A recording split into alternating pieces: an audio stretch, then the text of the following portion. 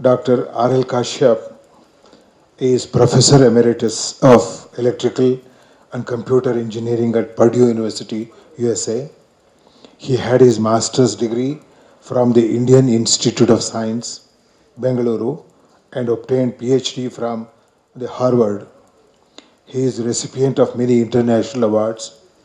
In 2003, he was honored with the title Vedanga Vidwan, instituted by Maharshi Sandipani Veda Vidya Pratishthan Ujjayini, an autonomous body of HRD, Government of India, and also Director of Sri Aurobindo Kapali Shastri Institute of Vedic Culture. He has made fundamental contributions both in the fields of computer patterns, pattern recognition, and machine intelligence, as well as in the field of Vedic studies. For his work in the field of machine intelligence, he has received several major awards such as the Kingson Fu Award for Fundamental Contributions to Pattern Recognition 1990, given by the International Association of Pattern Recognition. He has also received several Best Research Paper Awards such as the J.C. Bose Award, Best Paper Award of the National Electronics Conference 1966, the second Best Paper Award in the journal Pattern Recognition. During his 33 years at Purdue, he has guided more than 50 students for PhD degree. He has published more than 200 papers at national and international conferences, including several keynote speeches. He was also the Associate Director of the Center for Intelligent Manufacturing. The journal IEEE Transactions on Pattern Analysis and Machine Intelligence, started by Professor Fu and Kashyap in the 70s, is the leading journal in the area. His doctoral work How Kashyap Algorithms, done in 1965, is quoted even in today's textbooks. In the field of Vedic studies, Dr. Kashyap has made fundamental contribution, including the complete translation into English of all the four major and most ancient collection of verses in Sanskrit, namely Veda Samhita, Krishna Yajurveda Samhita, and Samaveda, Atharvana Veda, one part consisting together of about 25,000 metrical verses in the Sanskrit of Vedas. He has continued the work of Sri Aurobindo and Kapali Shastri in revealing the deep meanings of Veda mantras. He still holds regular weekly classes at Sakshi explaining the deep meaning of the Veda mantras and Upanishads. Ladies and gentlemen, Dr. Kashyap, for you. Satyam Rutam Brihad Ugra Diksha Tapa Yajna Prithavim Dharayanta. The first, of course, is our dedication to our mother of the ashram. The second recitation is the first mantra in the 12th sukta of Atharva Veda, part of the Bhumi Sukta. Before beginning this lecture, first of all, after all, yesterday was our Guru Purnima. Therefore, this is an occasion for remembering all the people who have taught us. First of all, one of my students was saying, being a professor, that we learn not only from our teachers, but also from our students. Therefore, this is a joint effort at learning. That is this idea.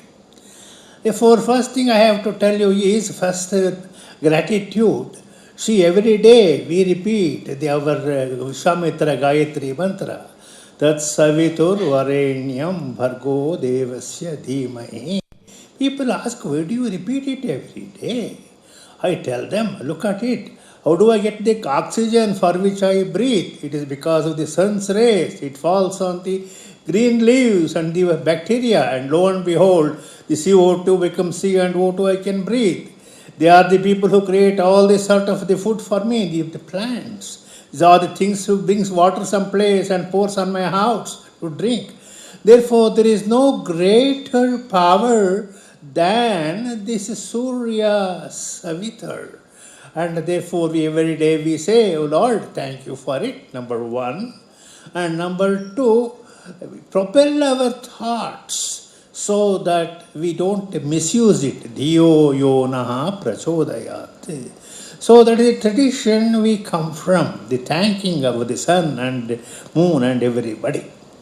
And second, of course, is the formal teachers in my Vedic tradition.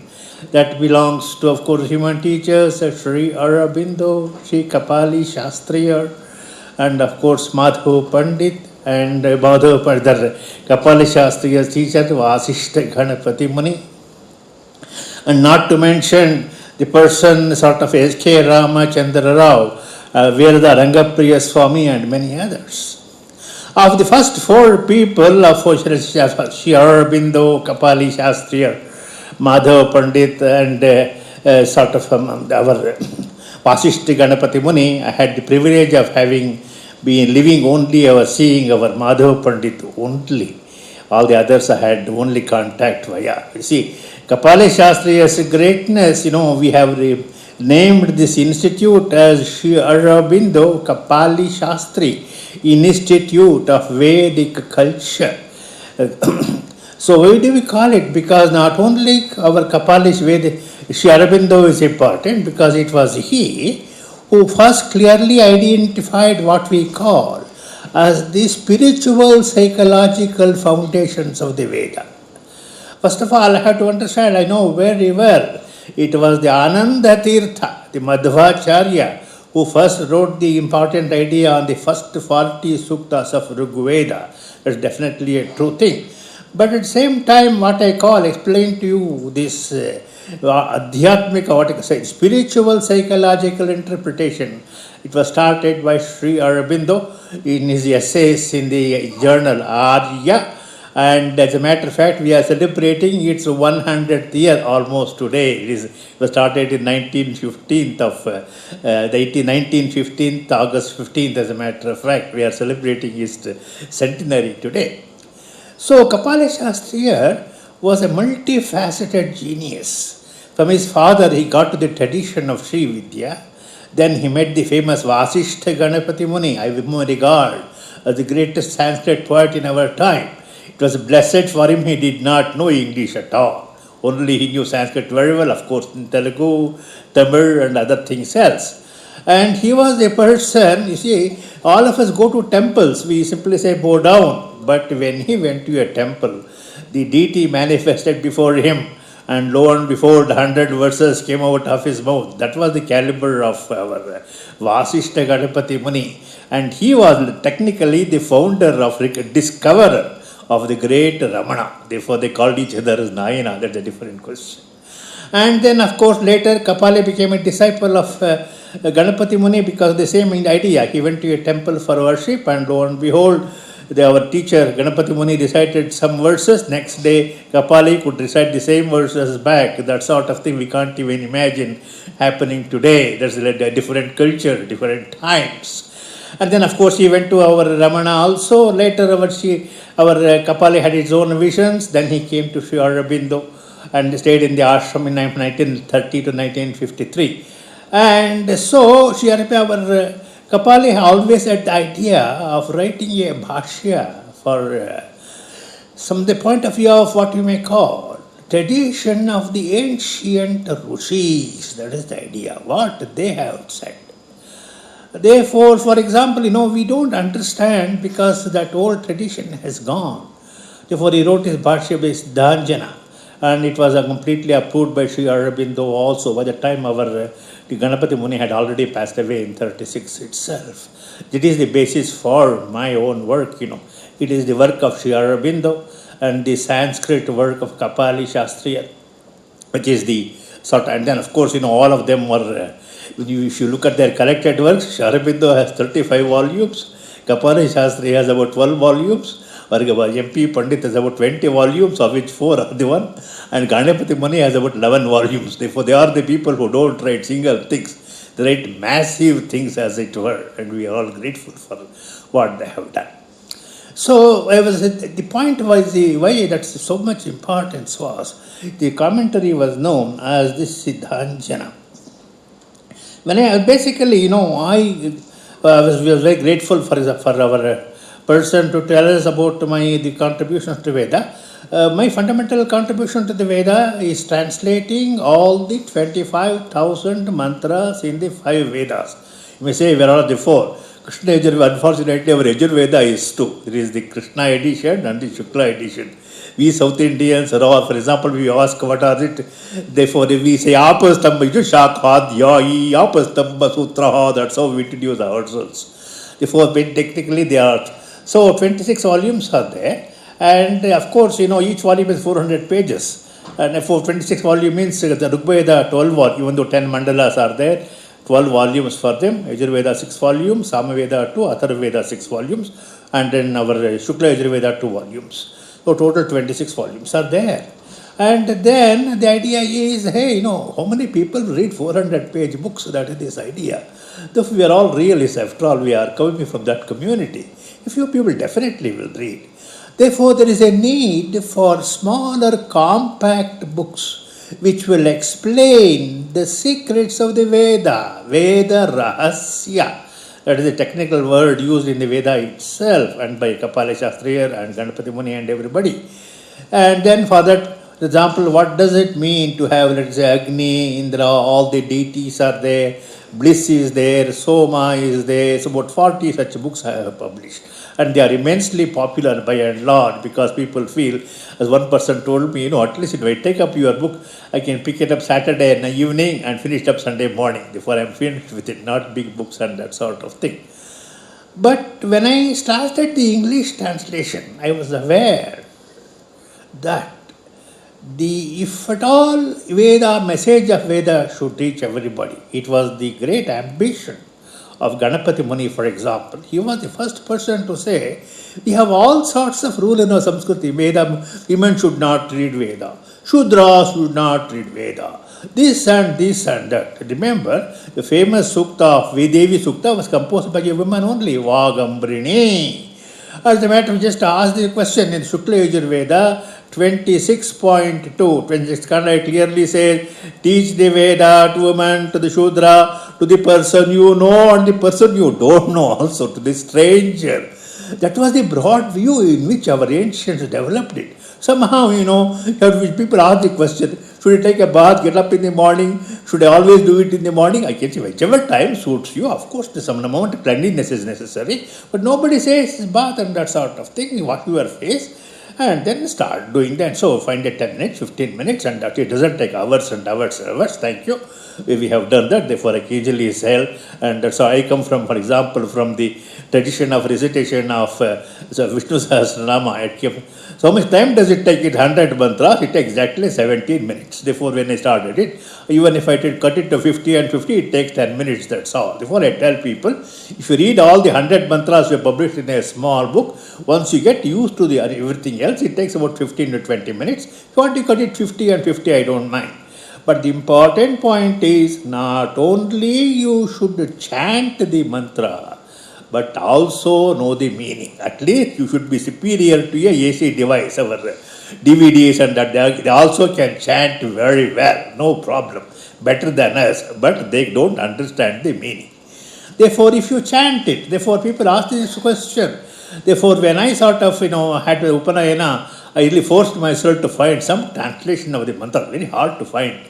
Because who will do that? All the Purohits can teach you how to chant. Then I realized this is not a small thing. There is something more to it than the deeper meanings. I had to postpone it and other things. But the point I want to commit was, it was Ganapati Muni who said, the greatest. So what are the authoritative books according to Sri Ganapati Muni? They are the 5 Vedas or 4, if you, whatever you call them, plus the 10 Upanishads. If there is anything which is not mentioned there, they are not mandatory, which means they are arbitrarily introduced. For example, women should not read Vedas, it is not in the Veda. Shudra should not read, it is not in the Veda. Therefore, it is not mandatory. That is this idea. Therefore, all these came later. Therefore, how should you do it? And of course, they can take the idea of a Chandala or the untouchable. There is no such thing in the Veda at all. Therefore, he wrote the big book called Chandala Mimamsa. He wrote the classic book there. Upshot he was saying was, you were people saying, what should we do, sir? He understands, he was the one who wanted to make Sanskrit the national language, fortunately. But he said, first order of priority is translating all the Vedas into regional languages, Telugu, Kannada, Tamil, etc. I'm very happy to say Sakshi has begun this great project, and all the books about we have, as I said, the major 26 volumes plus the 60 volumes, about 60% are already done into Kannada completely. By next year, 2015, we will be able to complete the entire Kannada version. Already the Tamil version has started, Yajurveda is completed, and the Rigveda Parijitman. Telugu one volume has started. Malayalam, somebody in Los Angeles, a good friend of ours, wants to sort of continue it. Therefore, our idea is to translate into all Indian languages. That is the idea. Then and only then. So the idea is, by and large, you see, we think we are all PhDs, we are all great people. But there is somebody called as God, the Deva within us. Therefore, even if we don't quite understand the meaning, there is a suggestion from inside, it has great power. And these sorts of things are there, even for people who may not have formal knowledge and that sort of thing. That is the power of the Veda. To give you a very small example, about 5 years ago, we had conducted a workshop in this MS building, multi-story building near the Majestic. Two of us were there. One was doing the pranayama, then I took a break. Before the cleaning lady was there. For as usual, like here, we had an exhibition there. Therefore, I told the cleaning lady, I was simply saying, hey, why don't you take a look at the books? Here the cleaning lady, she looks at the books and she picks, of course, she doesn't know Kannada, obviously. Then she picked up the Tamil translation of our small book called Saraswati. That's the idea. She was ready to pay the 10 rupees for it when we said thank you. That really shows even the common, what we call as common people, they have a respect for the Veda. When you tell them it is a Veda, they have a respect for it. That point we always underestimate it, okay? Therefore, beginnings were there, but then, Sandhyavadana mantra is fine, but I myself had this great idea that, I should make a big thing in a profession, I should have science, that's all right. Then I, fortunately by God's grace, the hand of the divine is everywhere in my life, wherever I needed. It came and I went to Harvard. There they gave the biggest fellowships. Remember in those days, $3,200 was one of the biggest thing. The Gordon McKay Prize Fellowship. You see to compare now. For example, the tuition at Harvard now is $70,000. Then it was about 1,600 and that sort of thing. So then, of course, I finished my PhD in 3 years. I had a very young professor. He was only 3 or 4 years older to me. Then, of course, I got my PhD. My papers were really fairly famous. Even today, they are famous. And then, of course, I went to Purdue. But in meanwhile, something happened. In 1967, I went to a conference in Los Angeles about learning on new things called information theory. It is mathematical information theory, nothing to do with your ordinary information. Complete mathematics A to Z. And there it was in Los Angeles. Therefore, I had a friend of mine, and I said in the evening, in Boston where I was living, it's always cold, for heaven's sake, we can walk. Then we took and then lo and behold, I saw a second-hand bookshop. You see, I always was a connoisseur of second-hand bookshops in Bangalore itself, near Chickpet, Badapet and that sort of thing. Therefore, I went there. That guy immediately caught me, sir, I have 2 books for you. And what are the 2 books? First book was Sri Aurobindo's Hymns to the Mystic Fire. That was the first book. And then his famous book of poems, Savitri, that was the one he gave to me. We bargained, I bought it. But the upshot, even though I bought the book, it was very difficult. I knew a little Sanskrit, but fortunately, unlike other people, there was the Sanskrit, the text was there, and his English translation, the translation of the Victorian English was there. It had a long introduction, about 50 pages. I read it, and then I said, this Sanskrit I have to improve much more. I had this usual Sanskrit. I was a so-called rank student. I knew some Sanskrit. Hey, I have to do something a little bit more hard work. The time I had come to Purdue, therefore I had already become associate professor by 69. Once I become associate professor, then of course you have a little bit more time. Therefore, of course, nobody can fire you, obviously. Then, of course, then what I did was I improved my Sanskrit. First of all, started reading Gita and Upanishads in original Sanskrit. The first point was I always knew these Westerners, when they translate, they do anything they like. Therefore, unless I had a handle on the Sanskrit, of course, I couldn't speak Sanskrit and that sort of thing, but original handle was there. Then I went back to this Veda. Hey, what happens? Then, already time has passed. 10 years later, say 1977. It just happened, Madhav Pandit was his mother had, ashram had passed away. He was on a world tour. And he came to the professor, to Lafayette, where I was teaching. And this he said, then somebody introduced me, and he was my guest in some sense. I hosted him and everything else. Suddenly we asked him, before here was Sayana Bhashya staging at table, hey, what is your interest? I said, I want to do something in the Veda. Good heavens, he said, Sayana is nothing. Therefore, you should read, he said, the commentary of Kapali Shastra, the Siddhanjana, that's what you should read. And therefore, Siddhanjana was completely in Sanskrit. Only part was published. Immediately, remember in those days, 77, airmail was not all that fast. He immediately asked his assistant to have a airmail copy of Siddhanjana. And that Siddhanjana opened my eyes. Therefore, here was a great teacher, Madhav Pandit, coming and knocking on my doors. To me, I always tell people, when the student is ready, the teacher always comes ready. It's not that we students have to go for a teacher. The teacher looks for the student. That's our Indian culture. Therefore, then automatically I read the Kapali Sanskrit with a little bit thing, and then I read the Kapali's English. And the Siddhanjana is extraordinary work. You see, there is an introductory part, Bhumika. And then the final word-to-word meaning, not word-to-word meaning. The idea was, you see, Sayana has given, he has two fundamental principles, the Kapali. Two fundamental principles though. By and large, for the same word, you should have the same meaning, number one. Even though he was writing the commentary on the first 1400 mantras of the Rig Veda, which we call technically as one Ashtaka. Okay? But whenever a mantra came, he says, hey, this word Vaja, it is also some play. Hey, this word, it is also other place. Then I got a handle on what we call symbolism. Hey, take this word cow. The cow is not simply a four-legged animal, as even our Raghavendra Swami mentions that. Hey, what is it? A cow, a go or a gau or Gusriya, Denavaha always mention a ray of light in the Veda. Therefore I said, is it to one case? Then my work started. I took in the first 100,000 verses, the Denavaha, the Usriyaha occurs 80 times. In each one, I asked the question, what is the best meaning for the cow? Is it a four-legged animal? Unless it is an analogy, it is always a ray of light.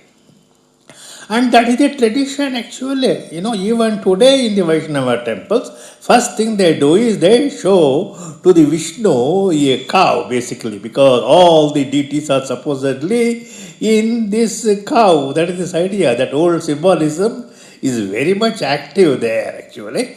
Then obviously I read it, and then for example Grita is there. Grita is not Gri. For example, the mind, that is Manasya Grita, a phrase comes in, it clearly it can't be a mind quoted with G. Therefore Grita must have some other meaning, and some other meaning is that which is shining. That is, how do I get the message? Take all the words beginning with Gr in the entire Veda, you collect them.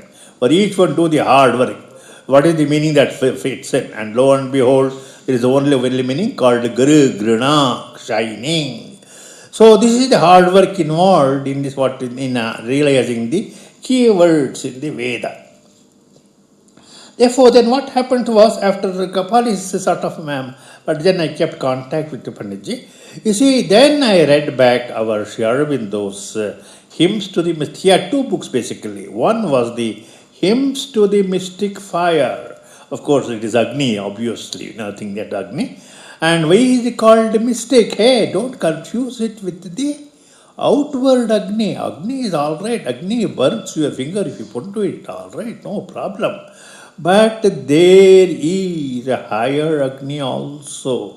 Similarly, Indra. So my question always was, in some sense, what are Vedas? Vedas are prayers to or descriptors to the gods Agni, Indra, Varuna, Soma, and that sort of thing.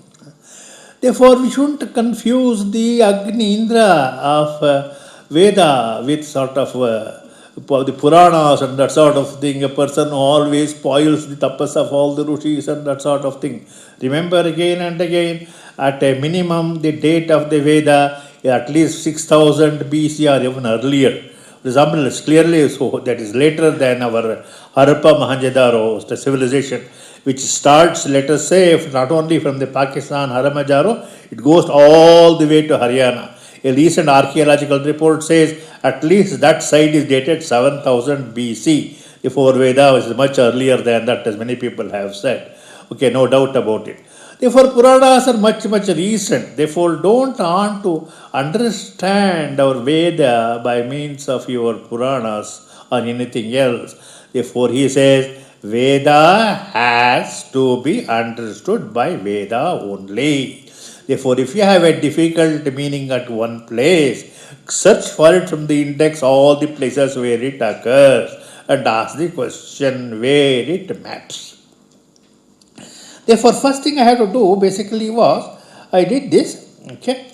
So what is the then? Every deity has outward power, Veda has two levels of meaning. The surface meaning, where the Gau means a four-legged animal, Grita means our ordinary ghee and that sort of thing.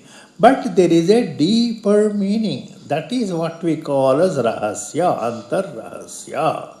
So I want to answer two questions in one stroke. People will say, hey, you are all a modern man. You are all a person with an excellent engineering background, scientific background. After all, ma'am is what we call as a applied math engineering person. Hey, why do you want to dabble in the sky? Therefore, of course, we people don't quite believe in the punya, This is a great sort of our Bhagavatam. For example, in the 11th book, it question Uddhava asked Krishna, hey Krishna, what is this Dhanaka and Swarga? Hey, what is our Krishna's answer? They are not places, he says. They are states of consciousness. It is in our Uddhava Gita, actually, read it. Therefore, they are not places. Therefore, I am not eager for place in heaven and that sort of thing. Therefore, then, the importance of reading the Veda, understanding the Veda, the propagating of Veda is, in some sense, real life today, what is its use? That is this question. What? Purely utilitarian question, Not at how much money you make, that's not the idea, It doesn't say, as people say, without reading you can pass the exam. It doesn't say that, no way. But if so, first thing it was Kapali, who was Sri Aurobindo, who unraveled the idea, Agni not only means the physical fire at the outer level, at the inner level, he is the divine will power. Agni, first mantra, Agnir hota kavikratuh satyaschitra shravastamaha devo deve viragamate. Agni, is one god, true. But how many gods you need? You need million gods. For example, take your own body. People say, oxygen comes in, it exchanges with blood. It can eat such a simple thing happen. The thousands of forces are needed even to maintain our own body. There are millions of gods. They put them as Vishvedeva. Therefore, Agni calls Agni Hota. He is the Kavi, the supreme poet, not the ordinary guy. Kratu, divine intelligence. Agni Hota Kavi Kratu. Satyaha, he is the truth. Chitra Shravas Tama. Tama is most important. Chitra, wide, completely variety. Shrava, hearing. Therefore, Devo Devi Ragamata. I am quoting the first words, the first sloka of the Veda. Agni is a divine willpower.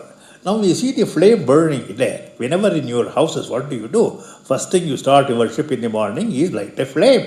That's what you do. Oh, we say, Indians use the word, it is auspicious. They have the foggiest idea what auspicious is. We always use the word, it is auspicious, that's all. Therefore, the point is, you are lighting the Agni today, every day, so that Lord, all the things we have planned today may it be successfully carried out because He is the divine willpower.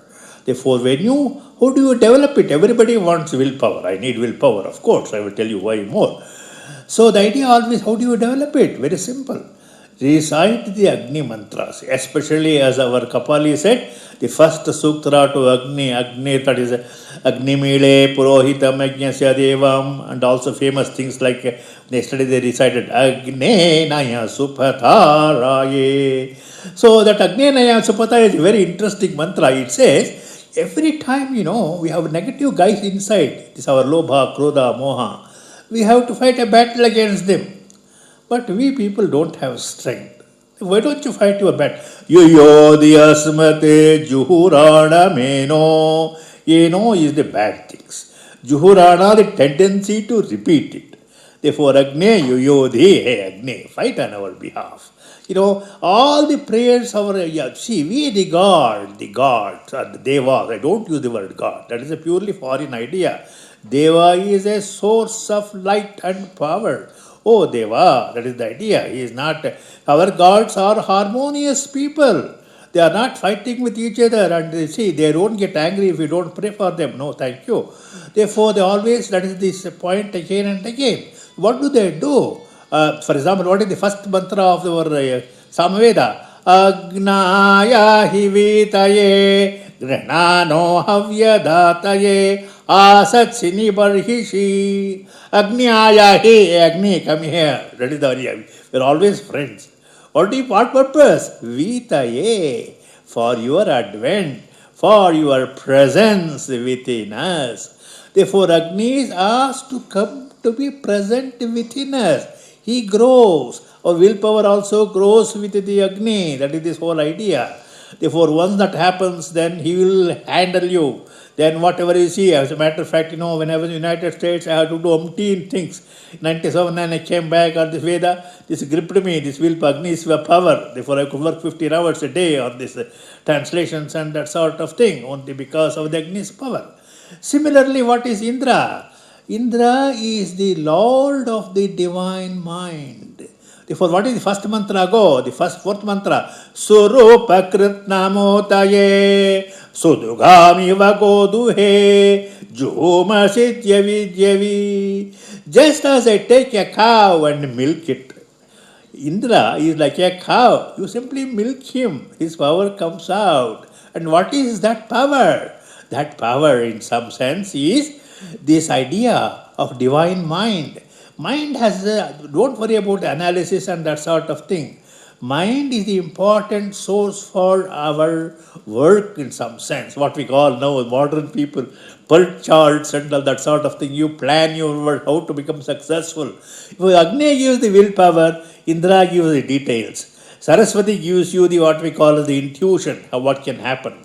Varuna gives the broadness. Mitra gives the friendship and all the necessary qualities. And therefore Sarama gives another intuition, something we don't know. See, Saraswati is inspiration. Sarama is intuition. Therefore we speak of three gods. Indra, Ida Saraswati Mahi, Tisro Devo Mayodva. The idea is that so Ida is the goddess of revelation, Ida Devi, then Bharati is the goddess of vastness, Saraswati is the goddess of inspiration. So every deity has a power of its own in some sense. Of course, Saraswati is the goddess of beauty and harmony. The Lakshmi is the goddess of beauty and harmony. But the prime duty is sort of, shall we say, Aditi, what we call the Mahaprakriti in the later works and that sort of thing. Therefore, first point I have to do is all of these gods are there. Okay? Each one of them will grow within me. For what purpose? The idea of the Veda is all sided perfection. Therefore, when I was a student studying physics 60 years ago, there was a book in physics known as George Juice. He says, hey, from this book you are not going to go to the top of the Himalayas, not the peaks. All you are going to do is go to the plateau from which the peak is visible. I thought that was a beautiful quotation in my memory. And lo and behold, when I go to Veda, exactly same thing occurs. What is the mantra? Yat sano maruhate. I climb, Sanu is a peak. I had to climb from one peak to another. Remember, if you have to go, you can't jump there. You have to come down. You see, I mastered all the electric, now I have forgotten them because I am in the Veda. Therefore, I have to come down. Yat sano maruhat. Bhuri aspashtakartvam. If you are always in the water, nothing happens. But then when you start, Indro artham chetati. It's a divine power, Indra. Artham, the goal. Hey, where should I go? Should I go left or should I go right? That is this question. Artham chetati, awakens you the path. He doesn't simply give you a lecture. Yuthena vrishni rejati. He gives you a concrete help. Therefore, you may have some of you, Huenel Sang who came to India. In his journey, at one point it happens, he doesn't know to take a left path or a right path. He doesn't know. It just happens, his heart is there. It simply goes, takes him left, that is a perfectly correct path. This is what is called, as he says, the Buddha's kripa, which took him on the right path and that sort of thing. Same. Yatsano sano maruhate. Therefore we say, earlier mantra he basically says, Brahmanatva shatakrato ud vamshamiva yerire. Vamsha is a ladder. Therefore Brahmanaha, the people who know the mantra, they climb you step by step like a ladder. Vamsham iva, like a ladder, yerire. They climb. This is again 1.10.1. That is first mantra of the 10th sukta of the first mandala. That is of the Veda, of course, you see. And then second point, people always ask this question, Always one of the people question is, you people speak of the one you say, and we speak of many gods. People think somehow because we use many gods, sometimes we are inferior and that sort of thing. Veda is very clear. First remember, each god is infinite. You can't imagine infinity. First develop a little bit of, shall we say, humility and that sort of thing. Infinity is not a number and that sort of thing. Each god, in some sense, is infinity. Agni, divine power, is infinity. Indra is infinity. So many powers are there. Physics knows only 4 powers, That is the lower symmetry, upper symmetry, gravitation, and that sort of thing. That's it. And then, what our basic idea was, you basically take all of these powers. Imagine, in some sense, a unity, not a unit among them. That is the Ekam. Mahat Devanam Asuratvam Ekam. That is the quotation which is repeated in 10 different mantras again and again. Therefore, Ekam, you don't think of it simply a super god, like a super person. No, it's a great power. In some sense, don't think of these gods, Agni, Indra, simple hierarchy. We are all used to a hierarchy. So, super guy, next super guy, next super guy. Veda doesn't contribute to the simple hierarchy and that sort of thing. Therefore, all the gods are there. Mahata Devanam Asuratvam Ekam. Therefore, I see the one, he basically says, Yosavasau Purushaha Soham Asmi. I have the connection. Hey, you are there, right there, the sun is shining. And I am here, we are all connected. Therefore, the idea of the one and the many. Therefore, because we can't understand, don't think it is wrong, perfectly correct. We can't explain it. You can't put it in words. That is the secret of the Veda in some sense. At the same time, you can tap all the powers. You speak to Vishwadeva, all the powers come. Agni also comes because each has a separate power. Distinctive power and personality, as Kapali and Sri Aurobindo would say. But they don't lose it because they are working in harmony.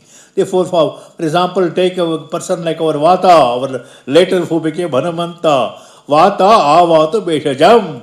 Bring the medicine. Shambhu, which gives happiness. Shambhu, which gives peace. Mayobu nohode. So you are Pitasi, Bhratasi, Sakasi. You are our father, Pitasi, Bhratasi, you are our brother, and Sakasi, most idea of it. Therefore, Jivatave Kriti, make our life happy. Therefore, the idea always is, one of the mantra says, Agni, don't cut the bonds of friendship. Agni, Tavasakhe Marishama Vayantava. Don't cut the bonds of, whatever happens, at least may we not lose the bonds of friendship. That is the idea. So all the gods are friends. No, there is no question of God punishing you because you make a mispronunciation of a mantra. It doesn't make sense at all. The idea is, just like, for example, child clasps when it learns a language. Do you punish your child because it doesn't pronounce a word properly? You are very happy at it. Therefore, gods are very happy. You are trying to at least do something about learning the mantra, learning the Veda. Of course, the systematic making mistake is bad. Nobody denies that. At the same time, don't be afraid of what the gods will punish you. The point is, we don't study Veda. Why? If you pronounce wrongly, we are told that the gods will punish us. That's simply a falsehood. That is many falsehoods with our Kapali again and again said. Therefore, we should not, shall we say, make a habit of mispronouncing the word. That is wrong.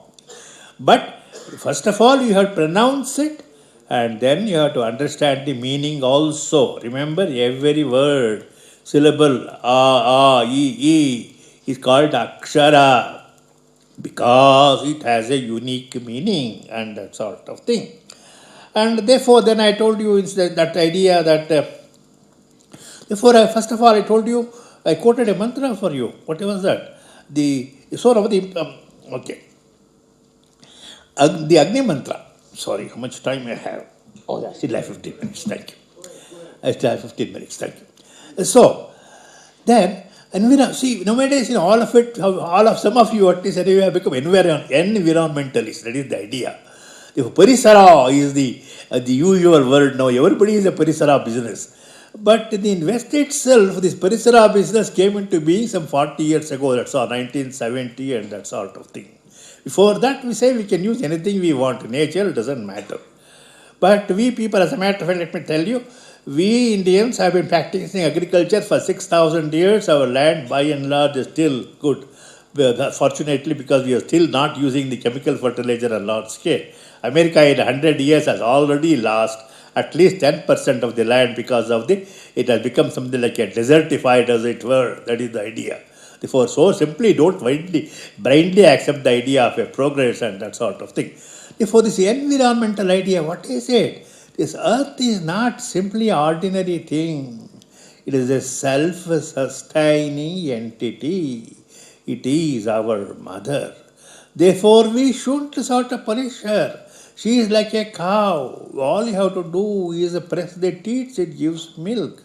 Only so for you simply don't blast the mountains. You may need a tree for your timber, but why don't show a little respect, pray for her, give her a timber. Therefore, the idea is what are the things that support the earth? Satyam, Ritam, Brihat. Satyam, the truth. Then Ritam is the projection of the truth at every point in the time, space, etc. Satyam, Brihat. Is Satyam, Ritam, Brihat. Then that is Ugra, that is fierce. Then that is Diksha. Diksha is not simple initiation. That's all right, it's not wrong. It is the deep inside, Diksha. Then it is tapas. Don't translate tapas as penance and that sort of thing. Not even as asceticism. My argument is, all people we should learn to keep the Sanskrit words as it. Translate sort of dharma as dharma. Don't make it religion. Translate varna as varna. Don't make it caste. Translate it as a yajna as a yajna. Don't make it a sacrifice. Therefore, by and large, learn the habit of keeping the original because there are no English equivalents at all for them.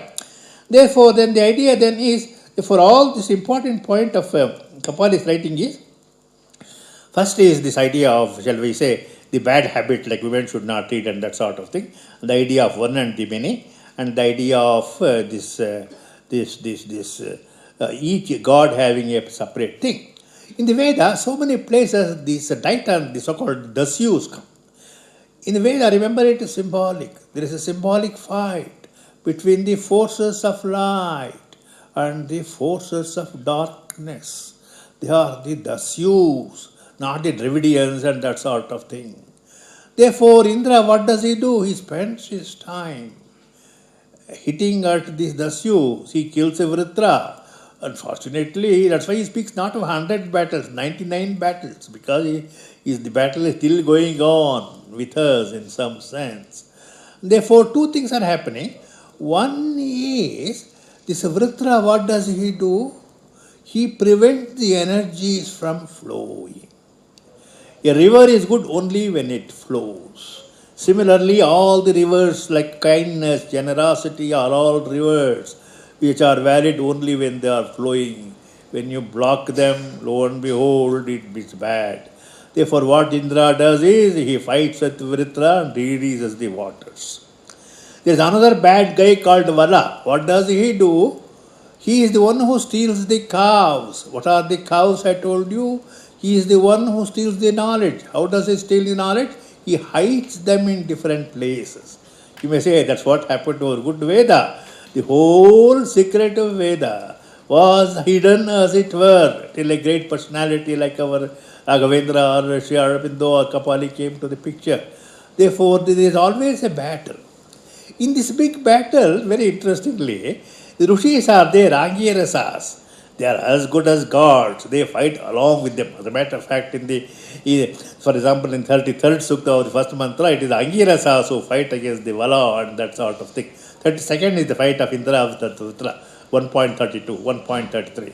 Therefore, these fights are all there. Therefore, don't think, Westerners always think of the idea, the fight between Dravidians and this and that's all absurd. They are not fights between human beings. They are fights between the abstract forces happening within the body. All of us, at least we people went to Kannada medium schools, know our 6 enemies, Kama, Krodha, Lobha, Moha, Mada, Matsarya, not the English medium walas.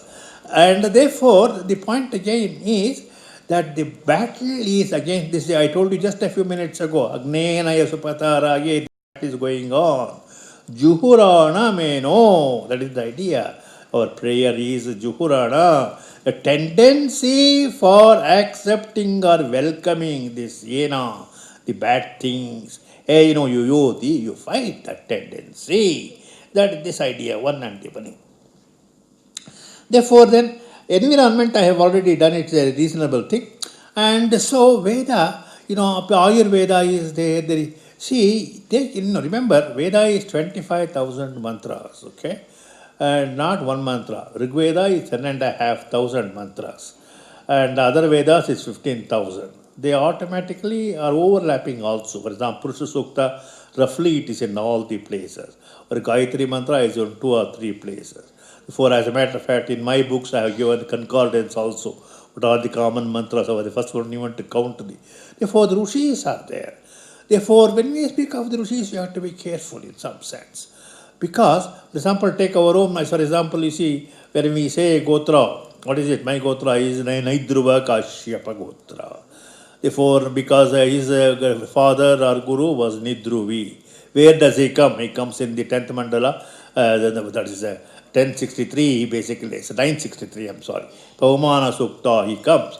And whose guru was he? He was our Nidruvi, was the Sishya of the famous Vagambrini, the deity of the Dedi Rishi of 1025, that is the idea. In the Veda, it is not only one Rishi, it is the composition, revelation of 400 Rishis, of which at least 20 or 30 are women. That point you have to understand, simply saying, it meant only for men and that sort of 30 are women. So Vagambrini, one of the most famous one. That is one, it starts, Aham Rudrebihi Vasubhihi Charamyam. For wherever the Rudras and Vasus are there, hey, I am there, doing the actual work. They are the outside workers, but I am the inside worker. Aham Rudrebihi Vasubhihi.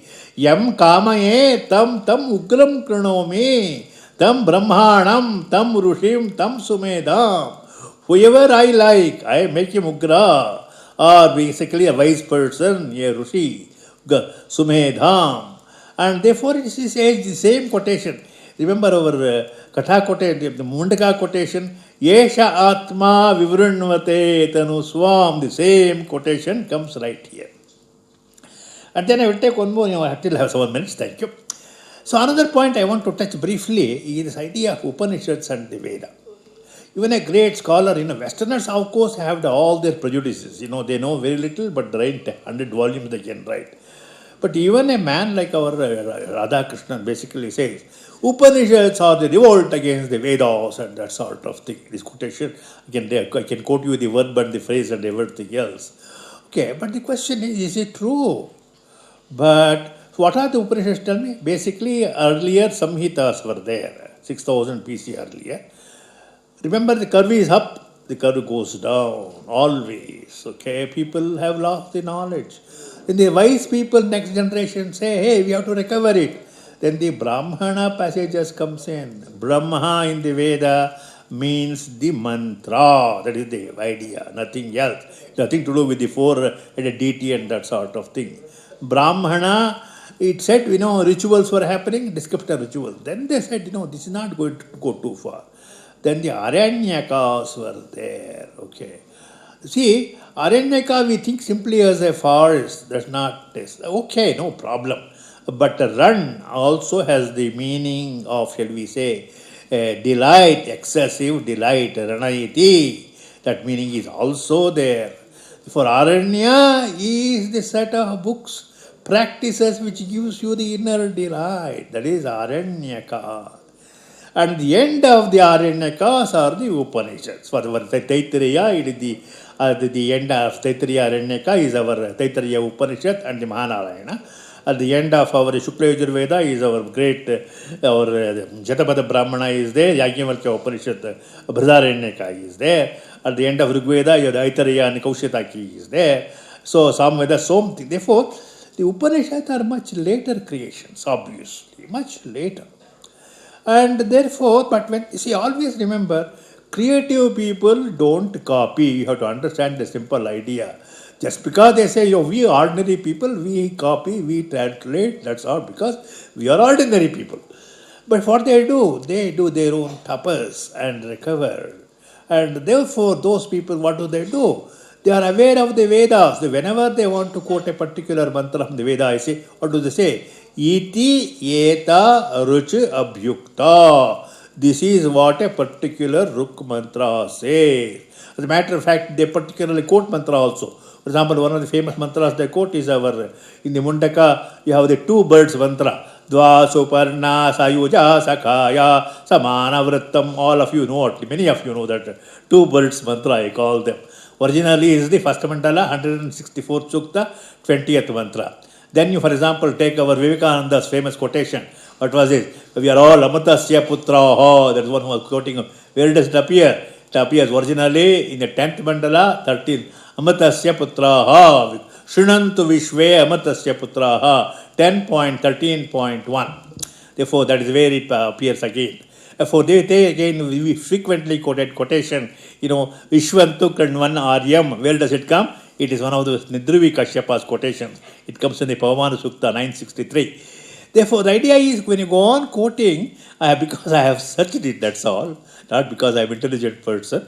Therefore, many Vedic Upanishad mantras, not all, don't make the mistake, not all, but many mantras are sitting in the sort of Upanishads also, the Rigveda also basically, and the other Vedas also.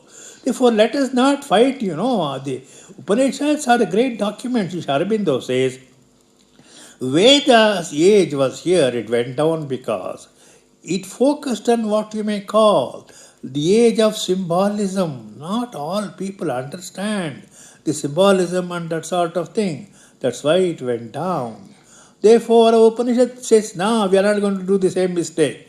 Therefore, they focused on the mind, which is what we call the modern mind, which is more, and that is wants analysis and that sort of thing. Perfectly all right. That is the reason why Upanishads are great. But the point I tell you again and again, why I tell people again and again to read Sanskrit in the original is, commentators have their prejudices. They say, if money is bad, money is bad, money is bad.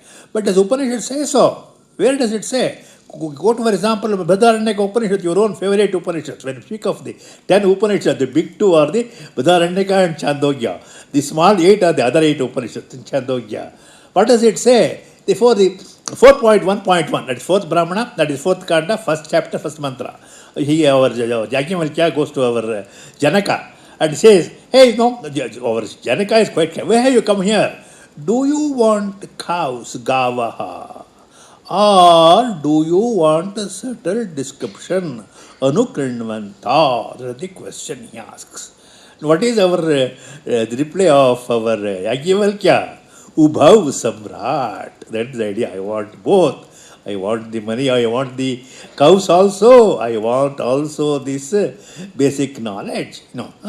Therefore, the same mantra, typical mantra is in the our Taitari also, saying, glorification. The idea is, after all, what is money?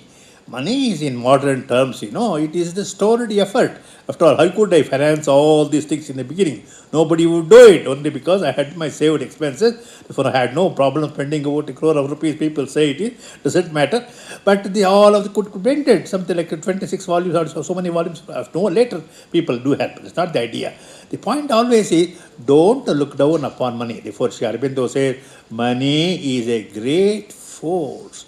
Just like electricity, you put your finger, you are going to burn it. Therefore, it depends upon how you use it. Therefore, invoke the power of the money. It is under control of the Divine Mother. And make sure you do it properly. That is why our Yodi Asma Juhurada Meno, that famous prayer is there. Therefore, people ask, what is the speciality of your translation? I would take 2 minutes of your time and stop, just 2 minutes. So, first point is, I took the trouble of finding out the key words, basically, all the key words, and I made it difficulty of tracing all of them. First contribution. Second is most important. You see, every Vedic mantra has clearly 4 parts called pada. Each pada is basically independent sentence. Therefore, recognize them. Therefore, if you can focus upon them, you automatically get it. All the translators are happy only because, for example, my Telugu, Samskrita is my Jagannathan, all of my translators, I come from the tribe of engineers and applied math walas. Therefore, all my translators are also engineers and that sort of thing. Therefore, they are the people. Therefore, they translate from English to Tamil or English to Telugu or no problem at all. Therefore, make a contribution. The other one is this looking at the chandas and also always asking the question, if I don't understand the word, what should I do? I go to the index of the Vedic index of 32,000 words. I ask the question, where has this word come from? That is this idea. Therefore, take a word, for example, yajna. Yajna doesn't mean only, I'll take a minute of your time. Okay? Yajna does not mean only Bahya Yajna. You see, a great respect for Bahya Yajna. The great Vasishta Ganapati Muni did many yajnas. But what is the quotation? Hey, come on, go to Rigveda. Go to, for example, first mandala, 164th Sukta, 34th. Here, that Rishi is a very humble Rishi. He says, I am an ordinary person. I am not a wise person like all of you. Therefore, I pose questions. Pricha mitva. I ask the question. Bhuvanasya Prachamitva Vishwasya Bhuvanasya Nabhi. Tell me, what is the Nabhi? The navel of Vishwasya Bhuvanasya. Of all the worlds, what is the Nabhi? Then he himself says, I am ordinary man, you answer. That is the Yajna.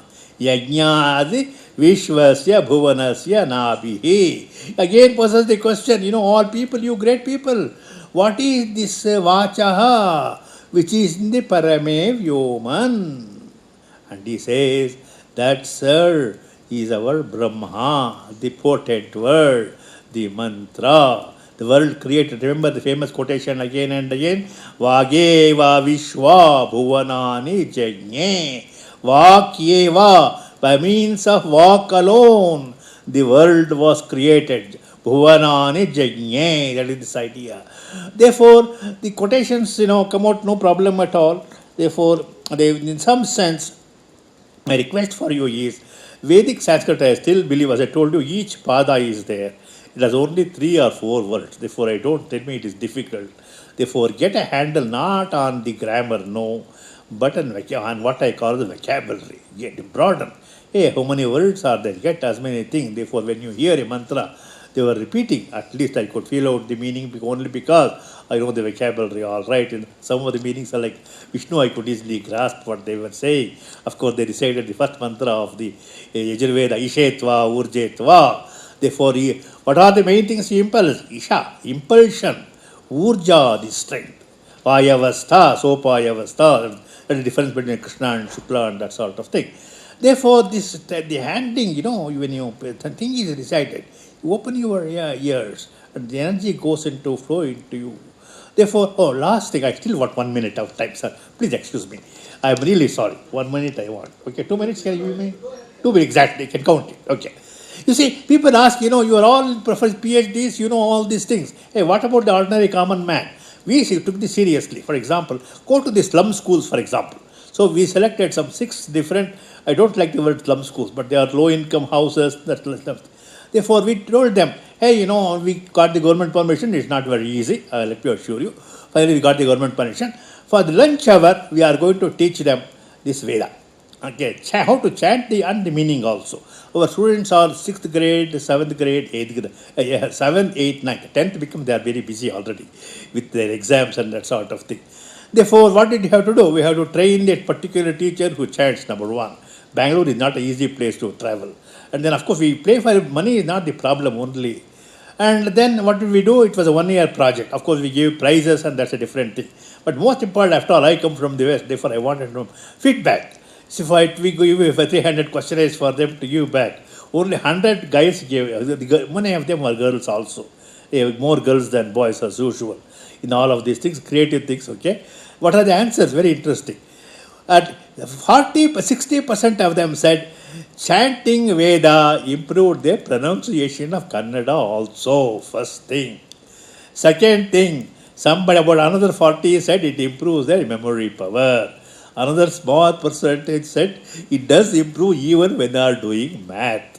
And another for the 40% said when they go home, when they chant the mantra, even the parents are happy, and by and large, in some sense, our atmosphere has improved. This is a small sample. Say, for my point is, don't laugh and say it is all right for PhD like you coming from Harvard. No, sir. It is meant for all people. I have a number of students and employees among us who didn't do very well. They didn't even pass SSLC. They say, what should we do, sir? I tell them, start with the Agni mantra, Saraswati mantra, repeat them daily and daily and daily, and see how you improve. Therefore, my point is, Veda is very much relevant today. Doesn't matter if it was this, for all aspects of our life. We want more willpower, more thinking power, all powers we need. For goal of Veda is all-sided perfection. Not when you go to heaven, I don't care for it, but when you are living. That is this idea, and that is our sort of focus of our entire Sakshi.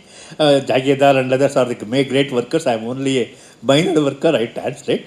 Translation doesn't suddenly become a book. It requires 1,000 steps. In America, I write a book, I send it to the publisher, I don't worry about it. India, it is not such an easy case. 1,000 steps I have to follow. And I thank you. And I thank you for the people for giving me another couple of minutes more. And that's very nice of them. I thank you, and again with my heart. And Suresh is there. He is the main person. I thank him. Too small a man to drown you with this. Nobody is too small. That is the idea. Everybody is unique. Everybody is unique in this.